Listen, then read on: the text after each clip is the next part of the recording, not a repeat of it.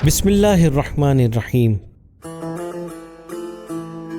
امام سجاد علیہ السلام کی زندگی کی ٹائم لائن 15 جمادی الاول یا بے روایتی 5 شعبان المعظم سن 38 ہجری کو مدینے میں یا بعض علماء کے بقول کوفے میں خدائے منان نے امام حسین علیہ السلام کو فرزند عطا کیا، جن کی ولادت کی خبر سن کر مولائے کائنات نے سجدہ شکر ادا کیا اور نام علی قرار دیا۔ آپ کے لقب میں مشہور ترین لقب زین العابدین، سید الساجدین یا سید سجاد ہے۔ آپ کی والدہ گرامی کا نام شہربانو ہے، جو بادشاہ یزدجرد کی بیٹی تھیں۔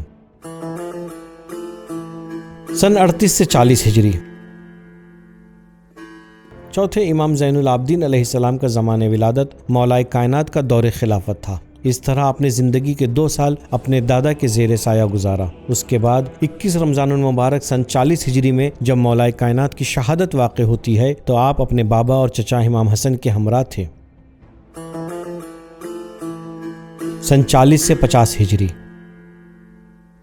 سن 40 سے 50 ہجری تک چچا کی امامت کا زمانہ رہا، جس میں امام سجاد علیہ السلام نے متعدد واقعات و حادثات کا مشاہدہ کیا، جن میں سب سے اہم چچا کے ساتھیوں کی بے وفائی اور امام حسن کا اسلام و مسلمین کی حفاظت کی خاطر معاویہ سے صلح کرنا تھا۔ 50 سے 60 ہجری سن 50 ہجری میں امام حسن علیہ السلام کی شہادت کے بعد آپ نے اپنی زندگی کا 10 سال اپنے بابا امام حسین علیہ السلام کی امامت کے سائے میں گزارا۔ اسی دوران خدا نے 7 ذی الحج سن 57 ہجری میں امام سجاد کو ایک فرزند عطا کیا، جس کا نام محمد اور لقب باقر مشہور ہوا، جن کی والدہ گرامی امام حسن کی بیٹی فاطمہ بنت حسن تھیں۔ سن 60 ہجری میں معاویہ کی موت ہوتی ہے اور یزید حاکم بنتا ہے اور امام حسین سے بیعت کا مطالبہ کرتا ہے۔ امام حسین بیعت کا انکار کرتے ہوئے اپنے نانا کے شہر مدینے کو چھوڑ دیتے ہیں اور اس دوران امام سجاد علیہ السلام اپنے بابا کے ہمراہ تھے۔ سن 61 ہجری 9 محرم سن 61 ہجری شب عاشور۔ اس رات کے بارے میں امام زین العابدین علیہ السلام سے منقول ہے، جب شب عاشور آئی تو بابا نے اپنے اصحاب کو بلایا۔ میں بیمار تھا، لیکن میں نے خود کو ان سے نزدیک کیا تاکہ میں سن سکوں کہ بابا کیا کہتے ہیں۔ میں نے سنا کہ بابا نے حمد و ثنا کے بعد فرمایا، میں اپنے اصحاب سے باوفا اور اچھے اصحاب نہیں جانتا۔ 10 محرم سن 61 ہجری اللہ کی مصلحت سے امام سجاد عاشور کے دن سخت بیمار تھے۔ تاریخ نے بیماری کی شدت اس حد تک لکھی ہے کہ امام سجاد اپنے پیروں پر خود سے کھڑے نہیں ہو پا رہے تھے۔ آپ کی تیمارداری کی ذمہ داری امام حسین علیہ السلام نے اپنی بہن جناب زینب سلام اللہ علیہا کے حوالے کی تھی۔ شہادت امام حسین علیہ السلام کے بعد 10 محرم سن 61 ہجری سے آپ کی امامت کا دور شروع ہوتا ہے۔ عاشور کے بعد آپ کی اسیری کا مرحلہ شروع ہوتا ہے۔ علماء نے اس مرحلے کے بارے میں بیان کیا ہے کہ اگر سید سجاد علیہ السلام اور جناب زینب سلام اللہ علیہا نہ ہوتی تو شاید یاد کربلا آج باقی نہ ہوتی۔ 11 محرم سن 61 ہجری آپ کا باعجاز امام حسین کو دفن کرنے کی خاطر کربلا آنا۔ شیخ مفید کے قول کے مطابق امام سجاد علیہ السلام باعجاز کربلا آتے ہیں اور بنی اسد کی مدد سے اپنے بابا اور شہداء کو دفن کرتے ہیں۔ 12 محرم سن 61 ہجری امام سجاد کا قیدی بن کر کوفہ پہنچنا۔ شیخ مفید و شیخ طوسی نے نقل کیا ہے کہ علی ابن حسین مخدرات عصمت و طہارت کے ساتھ کوفے میں اس عالم میں داخل ہوئے کہ ابن زیاد کے لشکر نے آپ کو گھیر رکھا تھا۔ اونٹ کی ننگی پیٹھ پر آپ کو اور اہل بیت رسول کو بٹھایا گیا تھا۔ امام سجاد کی حالت یہ تھی کہ آپ کمزور و لاغر ہو گئے تھے۔ آپ کے ہاتھوں کو زنجیر سے پس گردن باندھا گیا تھا۔ آپ کو جب دربار ابن زیاد میں لے جایا گیا تو تاریخ نے لکھا ہے کہ آپ نے دربار ابن زیاد میں خطبہ دیا، جو تاریخ اور مقتل کی کتابوں میں موجود ہے۔ 1 صفر سن 61 ہجری شام میں یزید کے دربار میں جب اسیروں کا قافلہ شام پہنچا تو امام سجاد علیہ السلام نے وہ مشہور خطبہ دیا جس کی ابتدا اس طرح سے ہے: اے لوگو، ہمیں 6 چیز عطا کی گئی ہیں اور 7 چیزوں سے فضیلت بخشی گئی ہے۔ 20 صفر سن 61 ہجری اربعین حسینی معتبر کتب تاریخ اور مشہور مورخین کے قول کے مطابق 20 صفر کو امام سجاد علیہ السلام اہل حرم کے ساتھ کربلا میں وارد ہوتے ہیں، جہاں صحابی رسول جناب جابر سے ملاقات ہوتی ہے۔ اور امام سجاد علیہ السلام و جناب زینب سلام اللہ علیہ نے یہاں سے اربعین حسینی کی عظیم تحریک کی بنیاد رکھی۔ بالآخر کوفہ و شام کی قید خانوں کی مصیبت کو برداشت کرنے کے بعد ایک وقت وہ بھی آیا جب امام سجاد اور اہل بیت رسول کو قید سے رہائی ملتی ہے اور امام مدینہ واپس آتے ہیں۔ جب مدینے کے قریب یہ قافلہ پہنچتا ہے تو امام سجاد بشیر کو حکم دیتے ہیں کہ وہ جا کر اس قافلے کے واپس آنے کی خبر دے۔ سن 63 ہجری واقعہ ہرہ۔ یزیدی فوج نے مدینے پر حملہ کیا۔ اس واقعے کے بارے میں مورخین نے لکھا ہے کہ یزیدی فوج جوتے اور ہتھیار کے ساتھ حرم پیغمبر میں داخل ہوئی اور مسجد نبوی کو آلودہ کیا، اور اس واقعے میں 1000 سے زیادہ اصحاب نبی کا قتل کیا گیا۔ ابن قتیبہ نے نقل کیا ہے کہ اس واقعے میں 1700 انصار و مہاجرین اور ان کی اولادیں ماری گئیں اور 10,000 عام افراد مارے گئے۔ ان مارے گئے افراد میں 700 حافظان قرآن بھی تھے۔ یزیدی فوج نے مدینے پر کامیابی کے بعد 3 دن تک مسلمانوں کے جان و مال اور ان کی خواتین کو خود پر حلال قرار دیا، جس کے نتیجے میں 1000 سے زیادہ ناجائز بچے پیدا ہوئے۔ اس واقعے میں لشکر یزید کی جانب سے آپ کو اور آپ کے گھر والوں کو کوئی نقصان نہیں پہنچا۔ تاریخ کی کتابوں میں ملتا ہے کہ واقعہ ہرہ کے دوران امام علیہ السلام نے 400 افراد اور ان کے اہل و عیال کو اپنے گھر میں پناہ دی، جن میں مروان کے بھی بیوی بچے شامل تھے۔ واقعہ ہرہ میں مسلم ابن عقبہ نے مدینے کے بہت سے افراد کو قیدی بنا لیا تھا۔ امام سجاد علیہ السلام قبر رسول پر خدا کی بارگاہ میں دعا کرتے ہیں کہ پروردگار، میں مسلم ابن عقبہ سے تیری بارگاہ میں پناہ چاہتا ہوں۔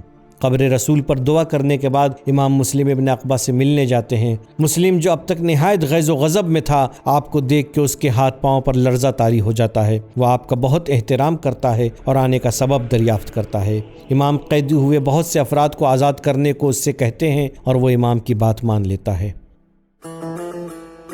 سن 64 ہجری خانہ کعبہ کا جلایا جانا۔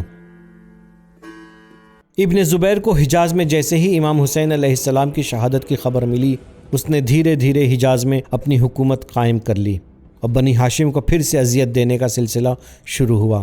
ابن زبیر کے مظالم کا عالم یہ تھا کہ امام سجاد علیہ السلام فتنہ عبداللہ ابن زبیر سے تحفظ کی دعائیں مانگا کرتے تھے۔ ابن زبیر نے اپنی حکومت کو مضبوط کرنے کے لیے امویوں کے خلاف قیام کر دیا، جس کے نتیجے میں یزید نے ابن زبیر کے قیام کو کچلنے کا حکم دیا۔ لشکر یزید نے مکہ کو چاروں طرف سے گھیر لیا۔ ابن زبیر نے جان کی حفاظت کی خاطر خانہ کعبہ میں پناہ لی۔ لشکر شام نے خانہ کعبہ پر منجنیق سے آگ اور بڑے بڑے پتھر پھینکے، جس کا نتیجہ یہ ہوا کہ کعبے کی دیوار منہدم ہو گئی اور کعبے میں آگ لگ گئی۔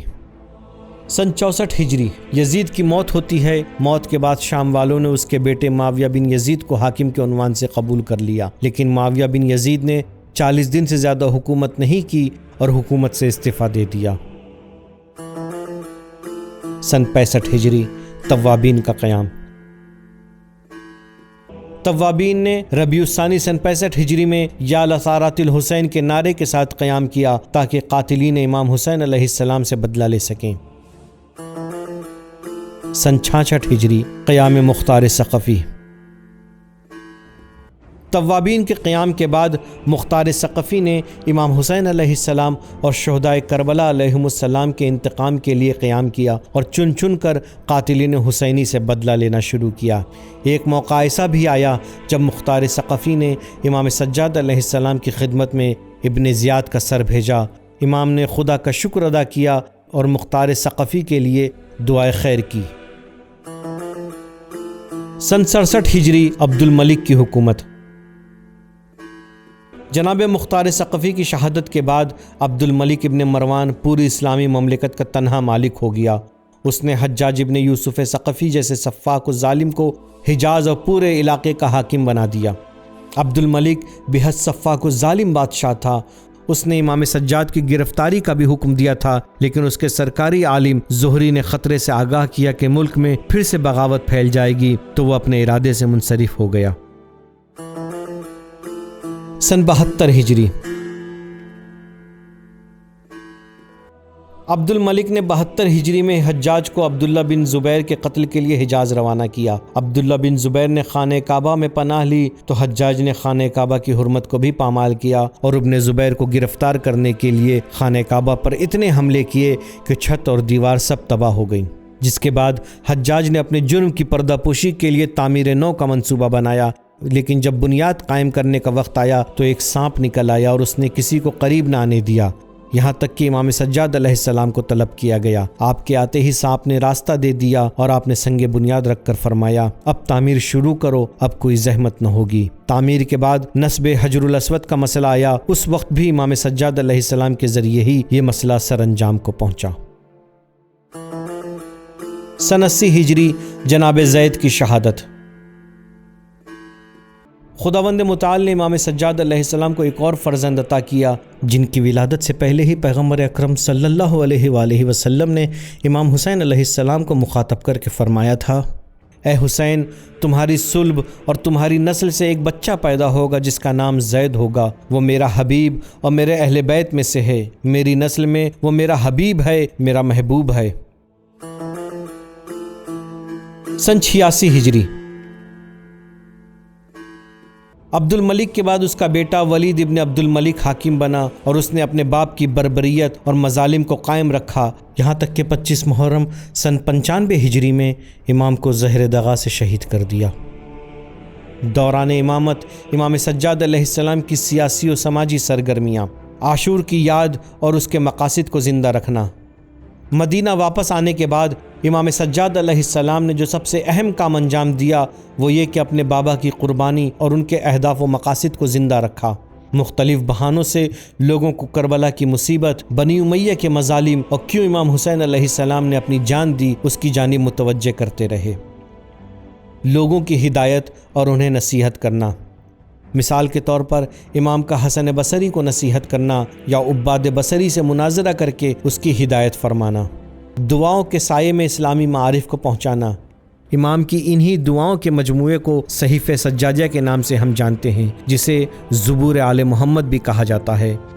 درباری علماء سے مقابلہ کرنا، امام سجاد علیہ السلام نے اپنی حیات طیبہ میں ایسے علماء کا بھرپور مقابلہ کیا۔ اس کا ایک اہم نمونہ ابن شہاب الزہری ہے، جس نے بنی امیہ کی خوشنودی کے لیے کتاب لکھی اور حدیثیں جعل کی، غلاموں کی تربیت کر کے انہیں آزاد کر دینا۔